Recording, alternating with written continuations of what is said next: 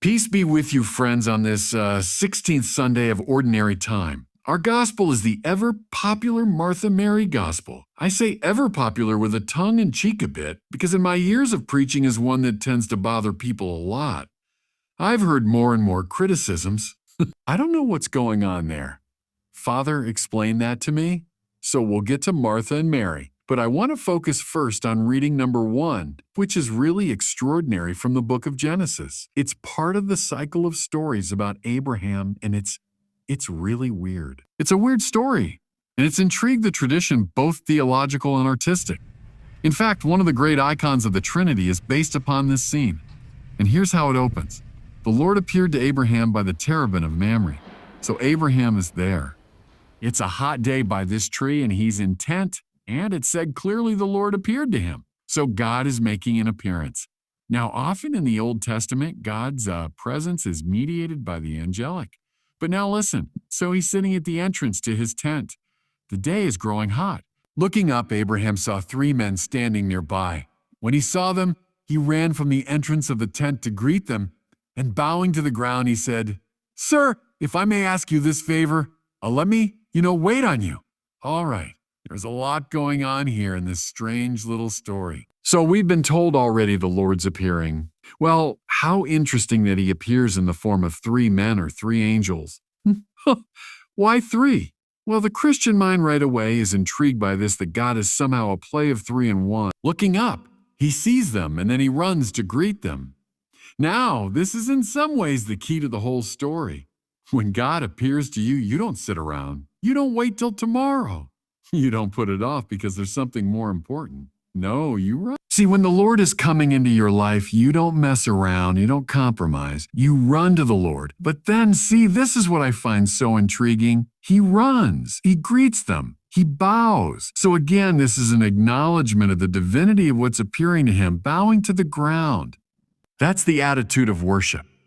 Okay? But this is what I find really interesting. He says, "Sir, if I may ask you this favor," why he's addressing 3 people, right?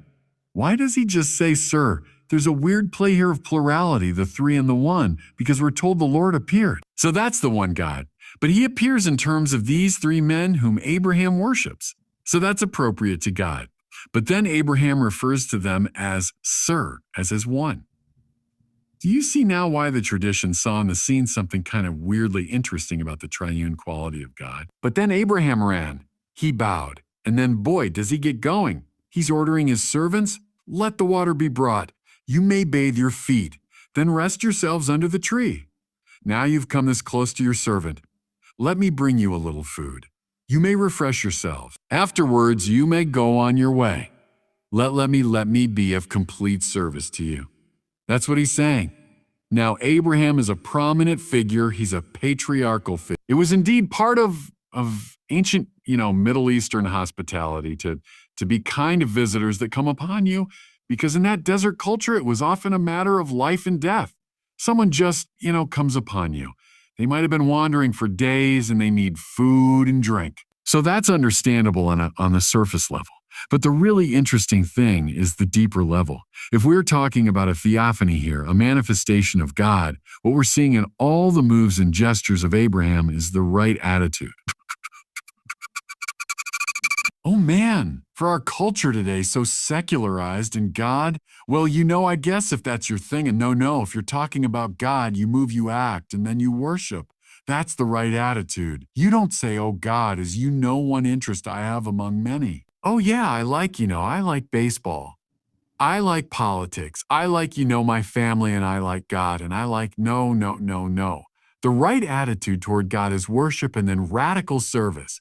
Abraham is saying basically, look, my life is about you now. I'm not here to serve myself, make myself comfortable. No, my life is all about you. Speed, reverence, radical service. Does that make sense? Fellow believers, do a little searching moral inventory of your own spiritual life, and you say, "Oh yeah, I believe in God." King Quad. Oh yeah, God is so important to me.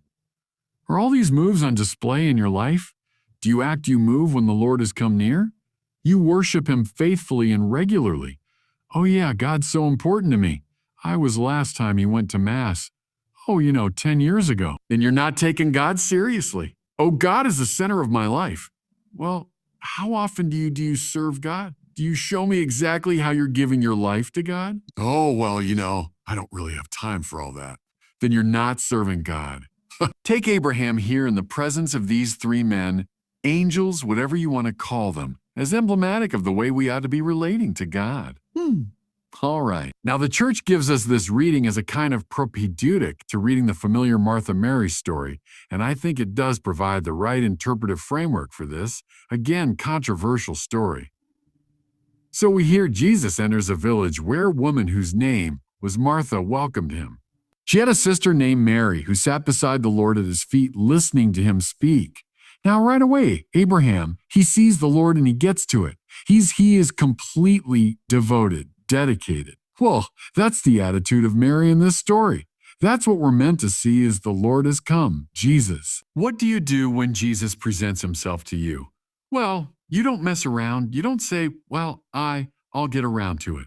Well, let me take care of, X, Y, and Z. And then, no. She's about one thing. She's about one thing. She's focused on the Lord, right? Then we hear Martha, burdened with much serving, came to him and said, Lord, don't you care? My sister's left me by myself to do the serving. Tell her to help me. Now, here's the point where lots of people sympathize with Martha. Hey, I get it. There's Mary just, she's kind of horsing around there, and I got this whole party to prepare, and I got food, and I've got hospitality. And here I'm trying to do my job, and she's, come on, Lord. Tell her to help me. Now, listen to the Lord's response. The Lord said to her, to Martha in reply, Martha, Martha, you're anxious and worried about many things. There's need of only one thing. Mary's chosen the better part, and it will not be taken from her. Okay, can I tell you what I think this story does not mean? And especially with our first reading in mind, it doesn't mean, the contemplative life is better than the active life. Mary stands for prayer and stands for liturgy and all this, and Martha stands for this kind of busy, active life. And the contemplative life is clearly superior to the active life. Now, I know that interpretation's been given up and down the centuries. I don't think that's what it's about. And one of the signs is Abraham in that first reading, man, he's fussing around with lots of hospitality, fetching water and preparing the meal. And he's like Martha, isn't he? He's very involved in hospitality. She say, okay, well, what's at stake here? What is the issue? Listen again to the Lord. Martha, Martha, you are anxious and worried about many things. All right, this is life, right? We can all identify with her. Right now, as I record these words, I'm thinking about the day ahead of me, which has a lot to do with the governing this diocese of Winona, Rochester. I'm thinking about a trip I have got to make. I'm thinking about preparations I have to do for talks. I'm thinking about this meeting I have in Washington in about 10 days. I'm anxious and upset right now about a lot of different things. Well, that's life. The problem is when we become monomaniacally focused on all the little things that are preoccupying us, we're split. We're divided. We're worried about this than that. I've talked to you about the monkey mind, right? That leaps from branch to branch where there's kind of a version of that. I'm worried and anxious about many things. Mary is chosen, and I've always loved the Latin of this, the unum necessarium. That means the one thing necessary. What's that? God. And the love of God. When God comes into your life, God makes himself present. That's what your whole life is about. Your whole attention should be focused on God. Yeah, God, listen now, cannot become one of the many things that you're worried about. See, that's a metaphysical mistake. If I say I'm worried about this, about that, about this person, about this thing, this trip, and so on, and I'm worried about God, what have I done? I've made God into some being in the world. So, one of my many preoccupations, God, we say with Thomas Aquinas, is the sheer activity itself. That's to say, that which creatively undergirds and gives rise to all of reality. He's not one concern among many. God is the unum necessarium, the one thing necessary. Now watch when I am completely focused on God in this intense way. I've not left behind the many things. Rather, I place the many things in their proper context and framework. Martha is the splintered soul, the splintered self, and she's flitting from flower to flower and from worry to worry. anxious and upset about many things. Mary has chosen the unum necessarium, so now she's in a position to handle the many things. See, I'm not playing one off the other like that's good, that's bad. No.